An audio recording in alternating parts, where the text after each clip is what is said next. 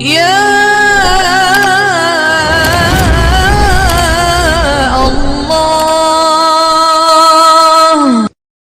صليا أما بعد، فقد قال الله تبارك وتعالى في كلامه المجيد والفرقان الحميد: فأعوذ بالله من الشيطان الرجيم، بسم الله الرحمن الرحيم.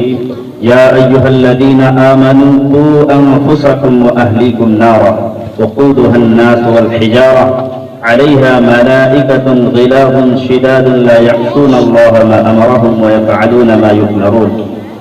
وقال النبي صلى الله عليه وسلم: مروا أولادكم بالصلاة وهم أبناء 7 واضربوهم عليها وهم أبناء 10 وفرقوا بينهم في المضاجع أو كما قال عليه الصلاة والسلام. اسٹیج پر تشریف فرما علماء کرام، عمائرین شہر اور معزز سامعین کرام، آج اس مکتب کے پروگرام میں شرکت کا موقع ملا. بچوں نے اپنی ننھی منی زبان سے اللہ تبارک و تعالیٰ کا کلام اور پیارے رسول صلی اللہ علیہ وسلم کا کلام آپ کے سامنے پیش کر رہے تھے.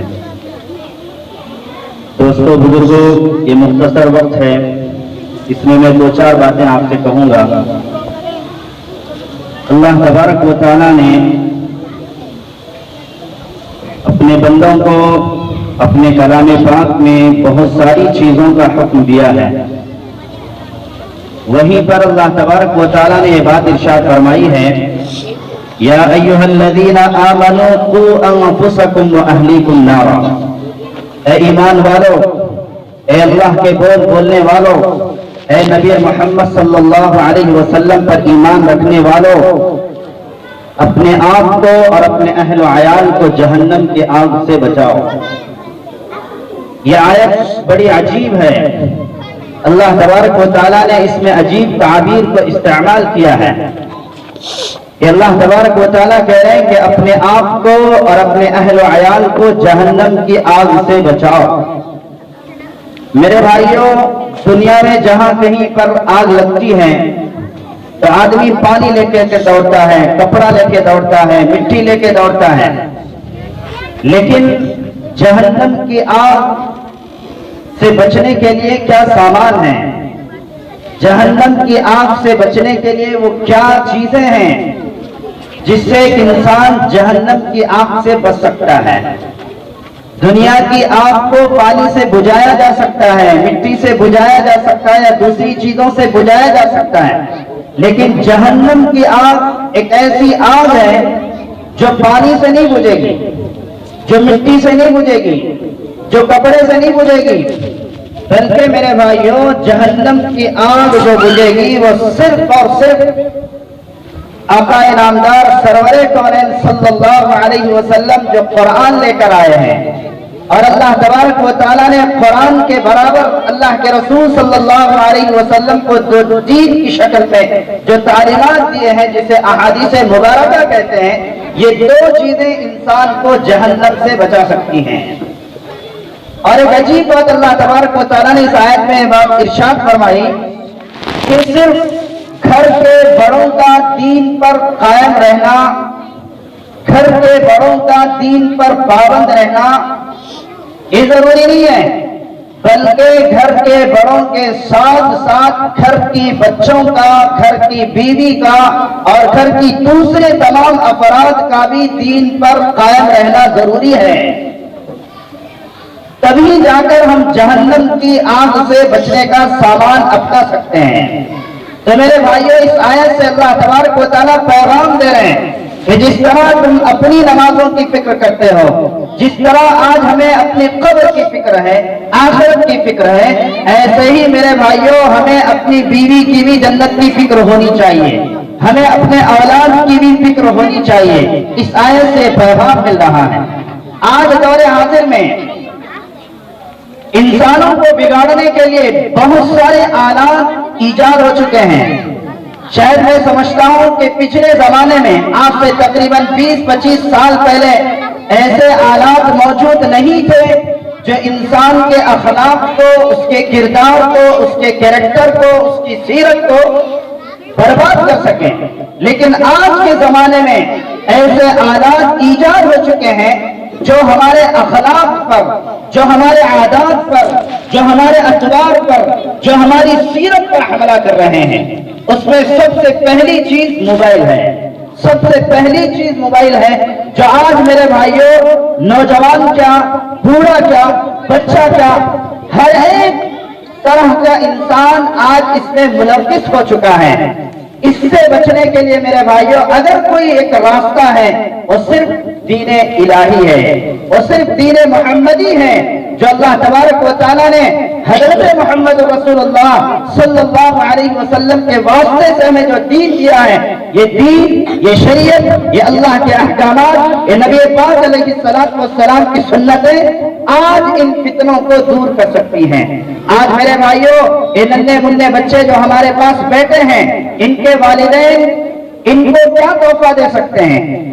بچوں کے حق میں ایک باپ کا، ایک ماں کا، ایک بھائی کا، ایک بہن کا، ایک چچا کا، ایک دادا کا، ایک دادی کا، ایک نانی کا کیا تحفہ ہو سکتا ہے؟ کیا گفٹ ہو سکتا ہے؟ میرے بھائیوں آج ظاہری طور پر اولاد کو پختہ کرنے کے لیے انہیں اچھی تعلیم دلوائی جاتی ہے، اچھا لباس پہنوایا جاتا ہے، اچھا کھانا کھلایا جاتا ہے. میرے بھائیوں صرف یہ ذمہ داری ہماری نہیں ہے، یہ ذمہ داری ہماری نہیں ہے. رزق کا کھلانا، رزق کا دینا یہ اللہ کی ذمہ داری ہے. اللہ نے اعلان کر دیا وَمَا مِن دَابَّةٍ إِلَّا عَلَى اللَّهِ رِزْقُهَا. دنیا میں ہر رینگنے والی مخلوق کو اللہ تبارک و تعالیٰ کھلا رہے ہیں. زمین پر رینگنے والی، آسمان پر اڑنے والی، سمندروں پر تیرنے والی مخلوقات کو وہ اللہ کھلا رہا ہے. کیا وہ اللہ ہمارے ان بچوں کو نہیں کھلائے؟ ضرور کھلائے گا. آج میرے بھائیوں جس قدر آج ہمیں دنیاوی تعلیم کی فکر ہے، جس قدر آج ہم دنیاوی تعلیم کے پیچھے دوڑے جا رہے ہیں، بھاگے جا رہے ہیں، آج بہت کم ایسے افراد ہیں، آج بہت کم ایسے افراد ہیں جو اپنے اولاد کی دینی تعلیم کی فکر کرتے ہوں. جبکہ اللہ کے رسول صلی اللہ علیہ وسلم نے فرمایا ایک باپ کا اپنے والد کے حق میں، ایک ماں کا اپنے والد کے حق میں سب سے بہترین تحفہ یہ ہے کہ اسے اچھا ادب سکھائے، اسے جینے کا سلیقہ سکھائے، اسے پہننے کا سلیقہ سکھائے، اسے کھانے کا سلیقہ سکھائے. یہ اللہ کے رسول نے فرمایا. آج میرے بھائیوں یہ نہیں ہوتا ہے، ہم صرف تعلیم کے پیچھے پڑ رہے ہیں. تعلیم اصل نہیں ہے، تعلیم اصل نہیں ہے، تربیت اصل ہے، تربیت اصل ہے. میں آپ کو چند مثالیں اللہ کے رسول کے زمانے کے دیتا ہوں. اللہ کے رسول صلی اللہ علیہ وسلم ایک مرتبہ مسجد نبوی میں بیٹھے تھے. اچانک سے اللہ کے رسول کی خدمت میں صدقے کی کھجوریں آئی، صدقے کی کھجوریں آئی. اللہ کے رسول صلی اللہ علیہ وسلم کے پاس آپ کے نواسے حسن رضی اللہ تعالیٰ عنہ جن کی عمر ہی 4-5 سال کی تھی، وہ آپ کے گود میں تشریف فرما تھے، آپ کے گود میں بیٹھے ہوئے تھے. جب وہ صدقے کی کھجوریں اللہ کے رسول کی خدمت میں لائی گئی تو حضرت حسن کو اتنا شعور نہیں تھا، اتنی سمجھ نہیں تھی کہ صدقہ ان کے نانا کے خاندان جو سید گھرانے کے ہوتے ہیں، سید گھرانے کے لیے، بنو ہاشم کے گھرانے کے لیے صدقہ کھانا حرام تھا. تو حضرت حسن رضی اللہ تعالیٰ عنہ جو 4-5 سال کے بچے ہیں، وہ اس کھجور کے تشتری پر، وہ اس کھجور کے پلیٹ پر آگے بڑھتے ہیں اور کھجوریں لینے کے لیے جاتے ہیں. اللہ کے رسول صلی اللہ علیہ وسلم نے فوراً اپنے نواسے حسین کا ہاتھ پکڑا اور کہا کہ بیٹے یہ کھجوریں تجھ پر حرام ہیں، تیرے نانا کے خاندان پر حرام ہے، تم اسے چھو نہیں سکتے، کھانا تو درکنار. انداز تربیت دیکھیے، انداز تربیت دیکھیے. 5 سال کا بچہ ہے، اسے حلال کیا چیز ہے، حرام کیا چیز ہے، جائز کیا چیز ہے، ناجائز کیا چیز ہے، اسے بالکل پتا نہیں. لیکن میرے بھائیوں اللہ کے رسول صلی اللہ علیہ وسلم بچپن ہی سے اس کی تربیت کر رہے ہیں کہ دیکھو یہ چیز تمہارے لیے مضر ہے، یہ چیز تمہارے لیے نقصان دہ ہے، اس چیز سے اللہ تبارک و تعالیٰ ناراض ہوتے ہیں. آج یہی تربیت کا انداز ہونا چاہیے. آج ہم لوگ میرے بھائیوں بچپنا سمجھ کر بچوں کی بڑی بڑی غلطیوں کو نظر انداز کرتے ہیں. یہی بڑی غلطیاں میرے بھائیوں ایک وقت اتنی مضبوط بن جاتی ہیں کہ آپ اندازہ نہیں کر سکتے. ہم نے بچپن میں ایک کہانی سنی تھی اور پڑھی تھی کہ ایک بچہ تھا، اس کی ایک ماں تھی، باپ کا سایہ بچپن میں اٹھ گیا تھا. وہ بچہ کبھی درجے میں پینسل چوری کرتا تھا، کبھی کاپی چوری کر کے لاتا تھا، کبھی ربڑ چوری کر کے لاتا تھا۔ ماں اسے پوچھتی تو کہتا کہ امی میں نے یہ انتظام کر لیا ہے۔ اب بیچاری ماں اپنے کاموں سے اتنی تھکی تھی کہ اپنے بچے کی دیکھ ریکھ کے لیے اس کے پاس وقت نہیں تھا۔ بچہ جب چوری کر کے اشیاء جمع کرتا تھا، ماں اس کی پیٹھ تھپتھپاتی تھی، ماں اس کی پیٹھ تھپتھپاتی تھی، لیکن کبھی اس ماں کو پوچھنے کی ضرورت نہیں پیش آئی کہ بیٹا یہ چیز کہاں سے آئی، یہ پینسل کہاں سے آئی، یہ ربڑ کہاں سے آیا۔ ایک دن ایسا ہوا کہ جب وہ بڑا بن گیا تو بہت بڑا چور بن گیا، بہت بڑا ڈاکو بن گیا، بہت بڑا لٹیرا بن گیا۔ جب وہ پولیس کی گرفت میں آیا تو پولیس نے اسے پکڑا اور مقدمے اس کے چوری کے اتنے مقدمے تھے کہ پولیس والوں نے اس کے لیے جو پھانسی کی سزا تجویز کی، پھانسی کی سزا اس کے لیے سنائی۔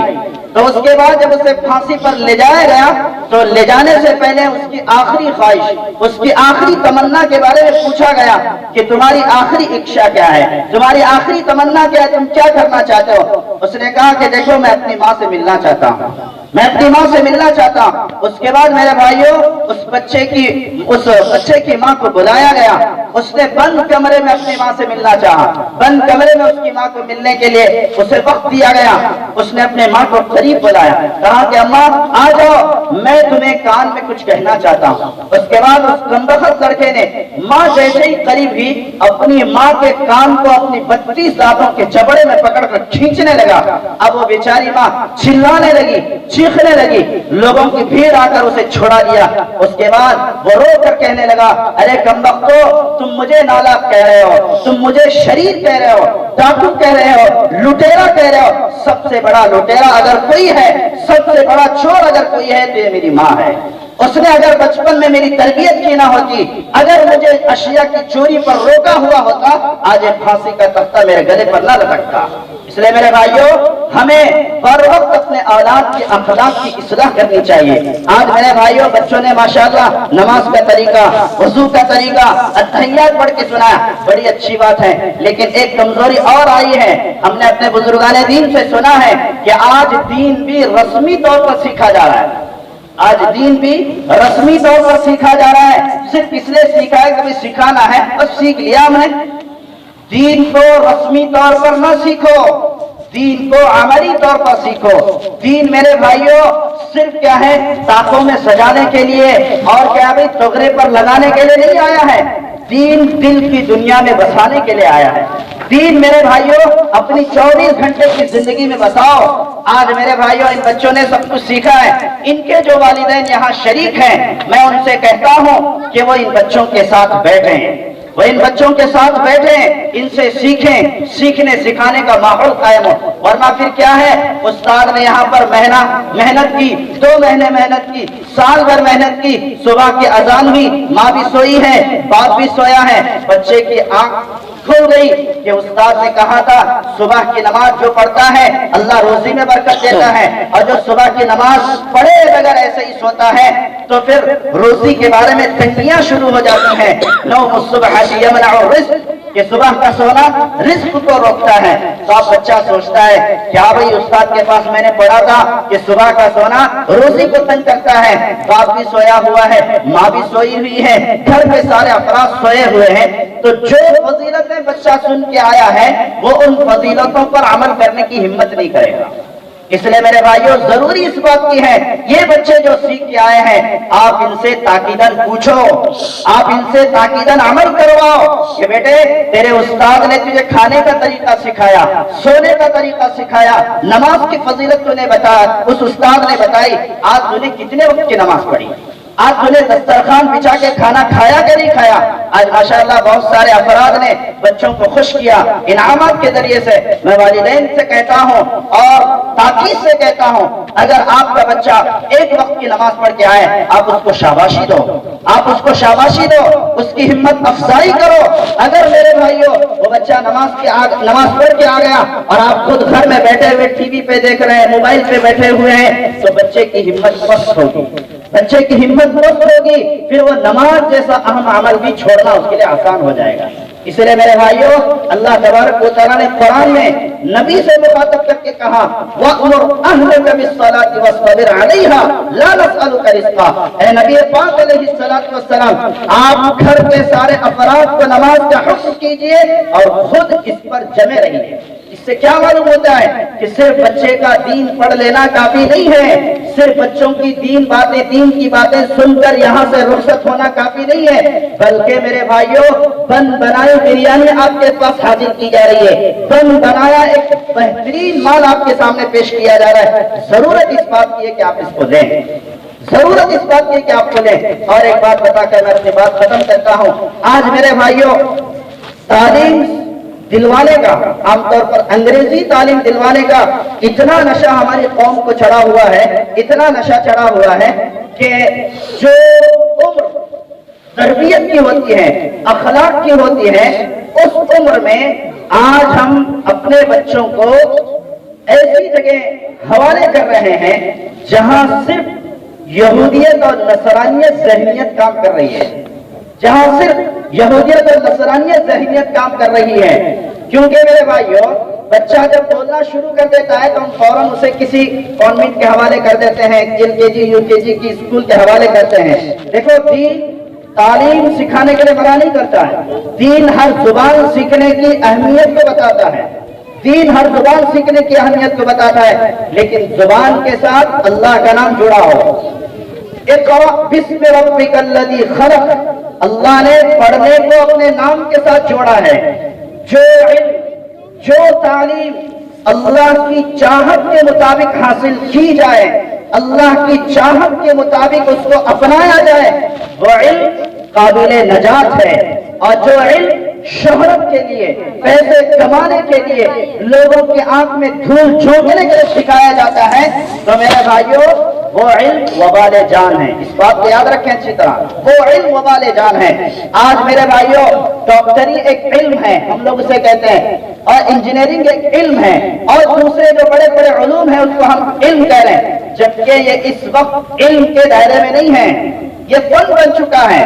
ڈاکٹری ایک فن ہو چکا ہے، انجینئرنگ ایک فن ہو چکا ہے، اور دوسرے لائرنگ ایک فن ہو چکا ہے۔ اس سے باقاعدہ سیکھا جا رہا ہے کہ کیسے لوگوں کو بیوقوف بنایا جائے، کیسے لوگوں سے پیسہ وصول کیا جائے، کیسے لوگوں کو بیوقوف بنایا جائے، اس سے یہ کیا جا رہا ہے۔ ورنہ آپ اٹھا کر دیکھیے ہسٹریاں، پہلے زمانے کے جو ڈاکٹر ہوتے تھے، حکیم ہوتے تھے، ان کا مقصد صرف اور صرف ملت کی خدمت کرنا ہوتا تھا۔ تو آج میرے بھائیوں جو دنیا کا علم ہے وہ اللہ کے نام سے ہٹا ہوا ہے، اس علم کو ہمیں اللہ کا نام دینا ہوگا، اس علم کو ہمیں اللہ کا نام دینا ہوگا۔ وہ کہاں ملے گا؟ وہ میرے بھائیوں ان مساجد میں ملے گا، ان مکاتب دینیہ میں ملے گا، اور وہ علم مدارس اسلامیہ میں ملے گا۔ ان تین جگہوں کے علاوہ آپ کو دین کہیں نہیں ملے گا، آپ کو دین کہیں نہیں ملے گا۔ اور ایک بات میں آپ کو بتا رہا ہوں کہ دیکھو اللہ تبارک و تعالیٰ نے تین لوگوں کا قرآن میں ذکر کیا ہے جو کل میدان محشر میں بھی آپ کو نہیں پہچانیں گے، کل میدان محشر میں بھی آپ کو نہیں پہچانیں گے۔ اور وہ تین بڑی اہم چیزیں اللہ تبارک و تعالیٰ فرمائے یوم یفر المرء من اخیہ وامہ وابیہ وصاحبتہ وبنیہ۔ اللہ تعالیٰ نے ماں کا ذکر کیا، باپ کا ذکر کیا، بیوی اور شوہر کا ذکر کیا۔ یہ تین شخصیتیں ایسی ہیں جو کبھی بھی اپنے متعلقین سے زیادہ دیر تک ناراض نہیں رہ سکتے۔ ماں اپنے بیٹے سے جتنا بھی ناراض کیوں نہ ہو، لیکن تکلیف کے موقع پر ماں ضرور اس کے پاس حاضر ہوتی ہے۔ باپ اپنے بیٹے کی تکلیف پر کتنا ہی ناراض کیوں نہ ہو، لیکن اس کی تکلیف میں ضرور حاضر ہوتا ہے۔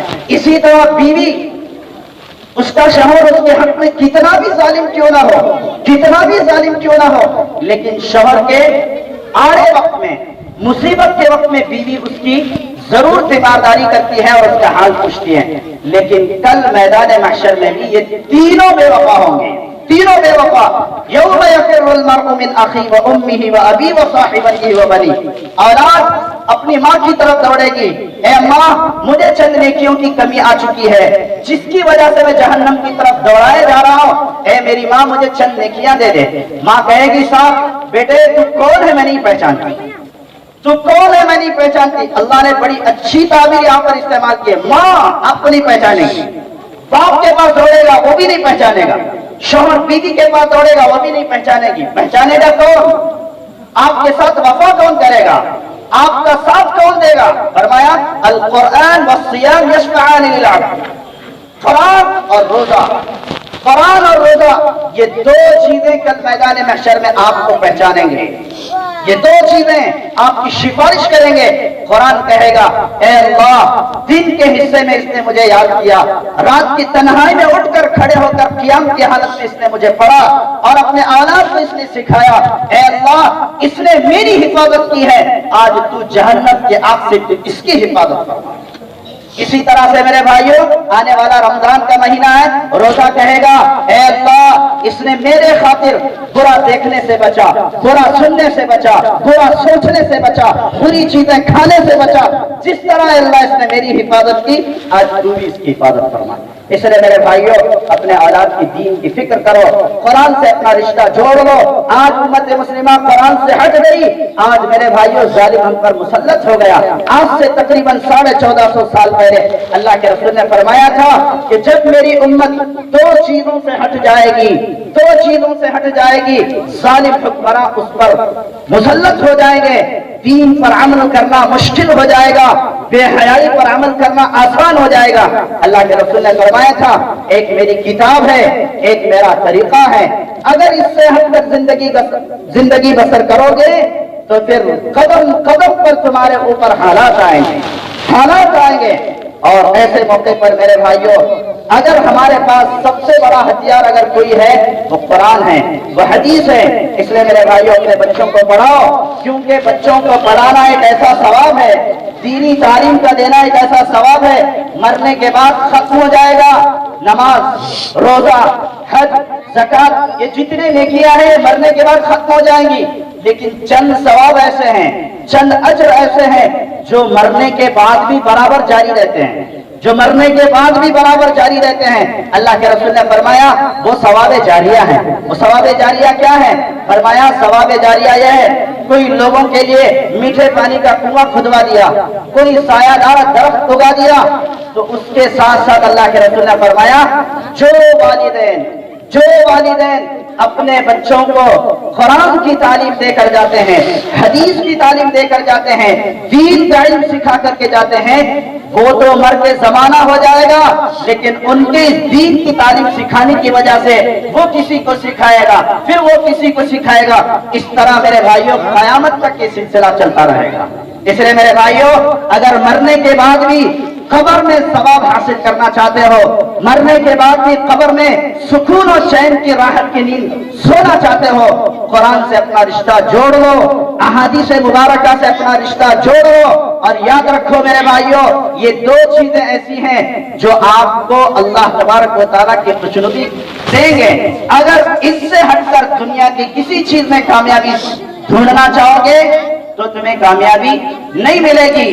भले आपको चंद लम्हे का आराम, चंद लम्हे का ऐश, चंद लम्हे का सुकून जरूर मिलेगा, लेकिन मेरे भाइयों ऐसा गम आपको मिलेगा, ऐसी तकलीफ आपको मिलेगी, आप कराहेंगे, आप आवाजें निकालेंगे, ऐसी आवाजें अल्लाह तबारक व तआला ने कुरान में जिक्र किया है कि जब बंदे को जो नाफरमान होता है कब्र में उसे ऐसे कोड़े लगाए जाएंगे जैसे कि भैंस होती है। वो मेरे भाइयों विलादत के वक्त जिस तरह से वो आवाज निकालती है उससे करीब आवाज वो जहन्नमी की होगी जो दुनिया में रहकर अल्लाह की नाफरमानी करता रहा। इसलिए मेरे भाइयों चंद बातें मेरी जहन में थी, उम्मीद है कि इंशाअल्लाह आप लोग इस पर अमल करेंगे। मैं तमाम जिम्मेदारों का दिल से शुक्रिया अदा करता हूं कि उन्होंने मुझे कुछ कहने का मौका दिया और माशाअल्लाह इन बच्चों ने बड़ा अच्छा प्रोग्राम पेश किया।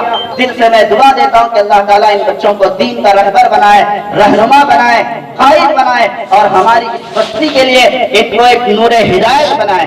अल्लाह ताला से दुआ है कि अल्लाह ताला कई सुनी बातों पर अमल करने की तौफीक दे। वाक़िअ दावाना अल्हम्दुलिल्लाह।